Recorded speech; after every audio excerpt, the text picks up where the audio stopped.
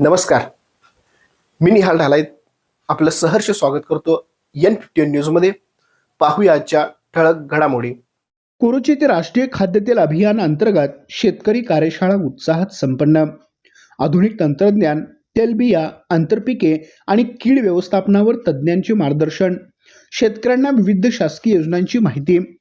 महाराष्ट्र शासनाच्या कृषी विभागाच्या वतीने राबवण्यात येत असलेल्या राष्ट्रीय खाद्यतेल अभियान तेलबिया अंतर्गत कोरोची येथील श्री हनुमान मंदिर प्रांगणात विशेष शेतकरी कार्यशाळेचे आयोजन करण्यात आले.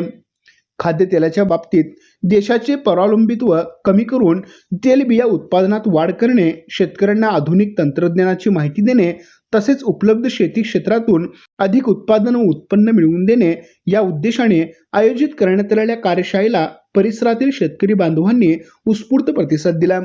कार्यशाळेच्या माध्यमातून शेतकऱ्यांना सोयाबीन, भुईमूग, सूर्यफूल यासारख्या तेलबिया पिकांची आधुनिक पद्धतीने लागवड, सुधारित वाणांची निवड, आंतरपिकांचे नियोजन, कीड व रोग व्यवस्थापन, माती परीक्षण तसेच कृषी विभागाच्या विविध योजनांचा लाभ घेण्याबाबत मार्गदर्शन करण्यात आले. शेतकऱ्यांनी शेतीतील बदलत्या परिस्थितीचा विचार करून पारंपरिक पद्धतीसोबत आधुनिक कृषी तंत्रज्ञानाचा स्वीकार करणे गरजेचे असल्याचे यावेळी उपस्थित मान्यवरांनी सांगितले.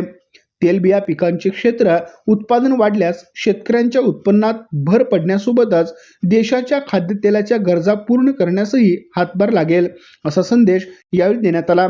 सकाळी 10:30 वाजता सुरू झालेल्या कार्यशाळेत ऊस शेती शास्त्रज्ञ डॉक्टर शांतिकुमार पाटील यांनी ऊस पिकाच्या व्यवस्थापनाबाबत सविस्तर मार्गदर्शन केले. ऊस पिकामध्ये उपलब्ध जागेचा योग्य वापर करून तेलबिया पिकांचे आंतरपीक घेता येते. यातून मुख्य पिकाचे उत्पादन टिकवून ठेवत शेतकऱ्यांना अतिरिक्त उत्पन्नाचा स्रोत उपलब्ध होऊ शकतो, याबाबत त्यांनी माहिती दिली. सुधारित वाणांची निवड, योग्य अंतरावर लागवड, पाणी व्यवस्थापन, खतांचा संतुलित वापर आणि पिकांच्या वाढीच्या अवस्थेनुसार आवश्यक कृषी व्यवस्थापन यावरही त्यांनी मार्गदर्शन केले. कमी क्षेत्रामध्ये योग्य नियोजन करून अधिक उत्पादन घेण्यासाठी आधुनिक शेती पद्धतीचा अवलंब करण्याचे आवाहन त्यांनी केले व माती परीक्षण न करता अंदाजाचे खतांचा वापर केल्याने उत्पादन खर्च वाढण्याची शक्यता असते. त्यामुळे माती परीक्षणाच्या अहवालानुसार आवश्यक अन्नद्रव्यांची मात्रा निश्चित करून संतुलित खत व्यवस्थापन करावे, असा सल्ला कृषी तज्ज्ञांनी दिला.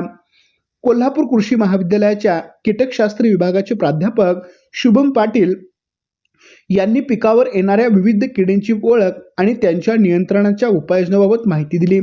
शेतकऱ्यांना केवळ तांत्रिक मार्गदर्शन न देता कृषी विभागाच्या विविध योजनांचीही माहिती कार्यशाळेत देण्यात आली. बियाणे, मिनीकिट, सिंचन साधने, कृषी अवजारे आणि विविध कृषी योजनांमधील अनुदान याबाबत शेतकऱ्यांना सविस्तर माहिती देण्यात आली.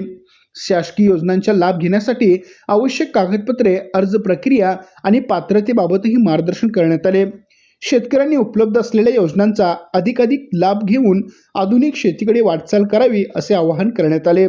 या कार्यशाळेला कोरोची जिल्हा परिषद सदस्य सानिका आवाडे, हातकर्णे पंचायत समितीच्या सभापती अश्विनी बिरांजे, कोरोचीचे सरपंच डॉक्टर संतोष भोरे, पंचायत समिती सदस्य सुमेध ओवळकर, कोरोची कृषी अधिकारी सौरभ यादव यांच्यासह ग्रामपंचायत सदस्य, विविध सेवा संस्थांचे पदाधिकारी, पाणीपुरवठा संस्थांचे प्रतिनिधी आणि कृषी विभागातील अधिकारी व कर्मचारी उपस्थित होते. कार्यक्रमाचे यशस्वी नियोजन हातकर्णे तालुका कृषी अधिकारी यांच्या मार्गदर्शनाखाली करण्यात आले. कृषी विभागाच्या अधिकारी व कर्मचाऱ्यांनी कार्यशाळेच्या आयोजनासाठी विशेष परिश्रम घेतले. शेवटी तालुका कृषी अधिकाऱ्यांच्या वतीने उपस्थित मान्यवर, तज्ज्ञ, मार्गदर्शन, शेतकरी आणि सहकार्य करणाऱ्या सर्वांचे आभार मानण्यात आले.